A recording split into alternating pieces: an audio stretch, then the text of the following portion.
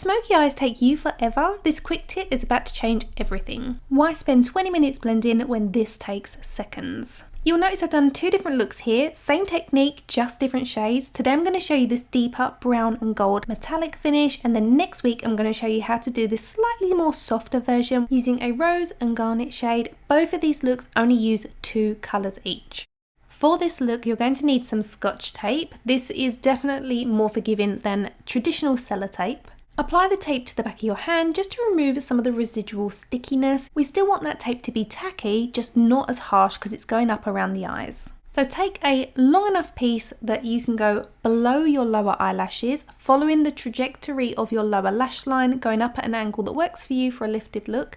Make sure there's a couple of millimeters underneath your lower eyelashes for that eyeshadow to connect to the outer corner. For this look, I'm taking a dark matte brown and a metallic gold, but feel free to use any duo that you like. I'm going to use my fingers to apply this, that's how easy and quick this is. Metallics also work best with your fingers anyway, so taking that over the mobile lid from the inner corner, most of the way across. If you prefer, you can stop sort of central. I like to take it most of the way across, and then that brown will go on top and it will have a metallic undertone where it meets the lid. As you know, smoky eyes can be quite time consuming because of all the blending, but we're only going to be blending the very top. So working from the outside in, we're going to swipe our finger along the tape first and then onto the skin, and this is what's going to create that beautiful crisp edge. Believe it or not, that's most of the work done. Take off any excess eyeshadow from your finger before going back in just to soften this slightly as we get towards the top. We will go in with a brush just to refine this, but the majority of the work, believe it or not, is done with just your fingers. So lightly just buff over the very top so it's a little softer. Then you can remove your tape. Use one finger to keep your skin taut as you remove this, that way it won't tug at your skin. I'm just going to show you how I fix my base, because obviously the tape does remove some of your foundation. So I've spritzed it with a little bit of the M Cosmetics Divine Water to revive the base makeup so it's in a nice creamy state. I can then blend out any harsh edges, reapply some concealer, and then blend over that just to replace what was missing. And then what I will do is leave it in this sort of creamy state until I've done the makeup underneath my eyes, then I'll set it again. That's why a lot of people tend to do a smoky eye before they do their base makeup, which is something you can consider. Do whatever works best for you. So as I said, we're only going to use a couple of brushes for the blending just to refine what we have on the lid. So I'm taking a small blending brush and working with what's already on the eyelid. And use your brush in a window wiper motion backwards and forwards over the seam of the eyeshadow. So as you can see, it's starting to look softer as we blend it onto the skin. At this stage, you can tap your brush into a tiny amount of the brown eyeshadow, tap off all the excess, even work it onto the back of your hand first, then use what's left in the bristles to start working that over the seam if you want it a little bit darker. I am doing that here because I just want to make this a little bit more intense. So it's minimal blending, we've done the majority of the work with our fingers, we are just doing a little bit of refinement work here. The second brush I'm going to be using is this small smudger brush dipped into that same brown eyeshadow, and as you can see I'm connecting that with the outer corner of the sharp wing and making sure I've taken that underneath our lower eyelashes, and that's why it's important to have your tape a couple of millimeters lower than your eyelash line, otherwise the eyeshadow would have come straight from the outer corner and the smoke on your lower lash line wouldn't have married up, it would have sat lower than that crisp line that you've created. No smoky eye is complete without some eyeliner. I'm going to use the Lisa Eldridge Seamless Glide Eye Pencil in the shade Ground Coffee, which is almost identical to the brown eyeshadow we've used, which is great. So take this along your waterline and also your upper waterline. If you have particularly small eyes, feel free to forego the eyeliner or only take it halfway across your lower waterline.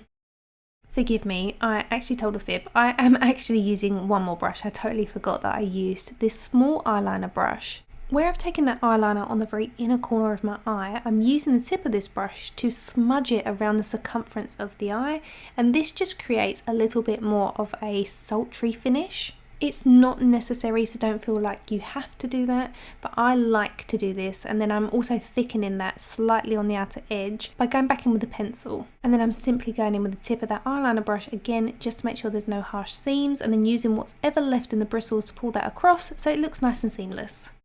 I'm then going to set that part of my face, reapply a little bit of my bronzer that came off with the tape, and then also a little bit of my blush. Hopefully that shows how easy it is to restore your base makeup should you get a smudge that you need to remove, if you get mascara on there that you need to remove. That's why it's important to take that sticky layer off of your tape before you lay it down, because it's already tacky enough to remove your base. Imagine what it would do at full tackiness to that delicate eye skin.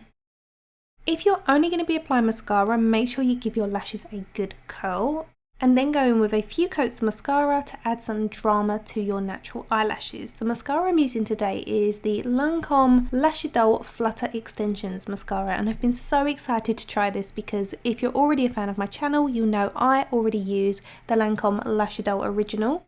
The formula feels almost identical. It's really nice. I like that the wand is a lot smaller, which is great for like lower lashes or smaller eyes, but I don't think for me that it would replace my OG. So if we were only going to apply mascara, we would be rounding up on this eye, and this has only taken 5 minutes. So this really is like a 10-minute smoky eye when you're doing both eyes, and when you're doing them at the same time, it's usually pretty quick. So this is how it looks just with mascara, which is beautiful and it is very nice, but I am definitely a fan of false lashes. I don't want anything too heavy though, because we don't want to disguise that work that we've already got on our eyelid.